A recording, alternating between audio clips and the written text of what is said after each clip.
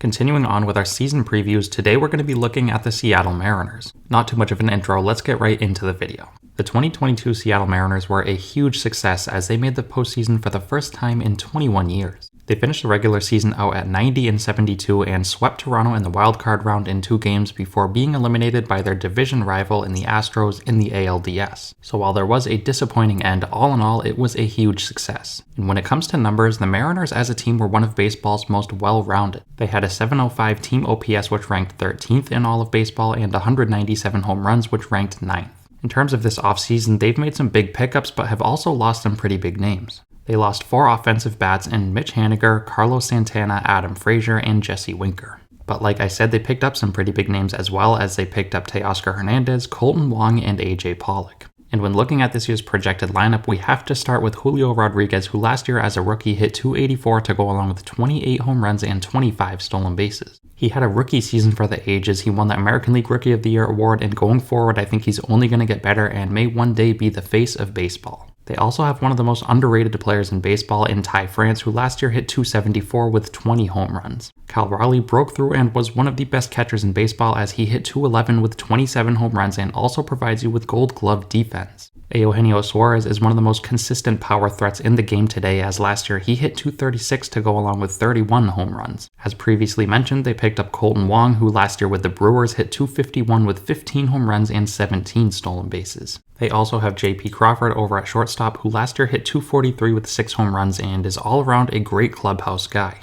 Another pickup I mentioned was Teoscar Hernandez, who last year with the Blue Jays hit .267 with 25 home runs. In the outfield, they also have Jared Kelenic, who may not get the most at-bats in the world this year, but he was a former top prospect, so I think he may get some at-bats here and there. And lastly, they have the third and final pickup, which is AJ Pollock, who they picked up from the White Sox, who last year hit .245 with 14 home runs. Now, last year the Mariners were right around top 10 in terms of offense, and this year I think they have the potential to be better. I think the additions they made this offseason outweigh the subtractions, especially the pickups they made in Teoscar Hernandez and Kolten Wong. I think they're going to have a big impact on this team. Now, shifting over to their pitching, it was also top 10, as last year they had a 3.59 team ERA, which ranked 8th.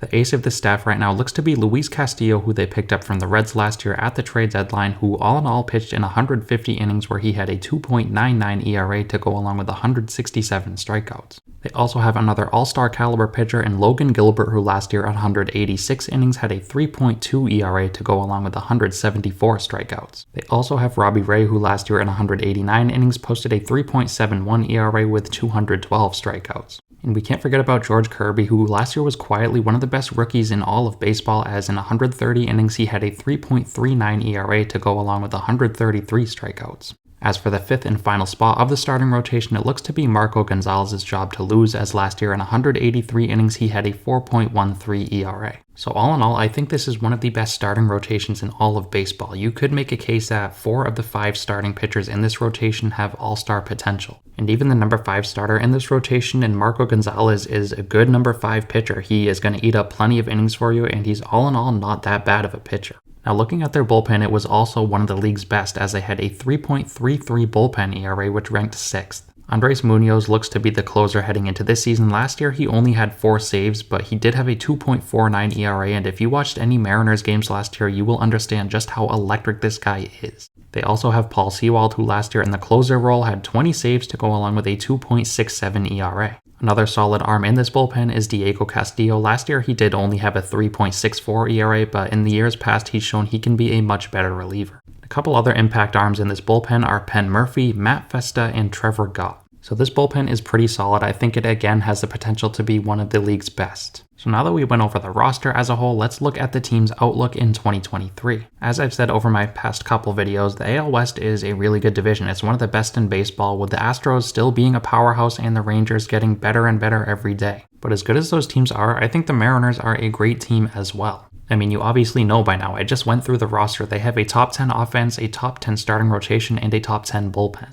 So they're going to be really good again. I think they could potentially improve off of last year's 90-win season. And yes, I do think the Mariners are going to make the postseason yet again in 2023. I could see them winning anywhere from 90 to 95 games. I don't think they're going to quite win 100 or close to it because the Astros still rule this division. I think they're going to run away and be the best team in the division, but I think the Mariners could potentially be a close second. So this Mariners team has the potential to be really good, and off of last year's postseason berth, I think they could potentially make a deeper postseason run this year, and all in all, I think they are going to be one of the league's most exciting teams. Let me know what you guys think of the Mariners down below.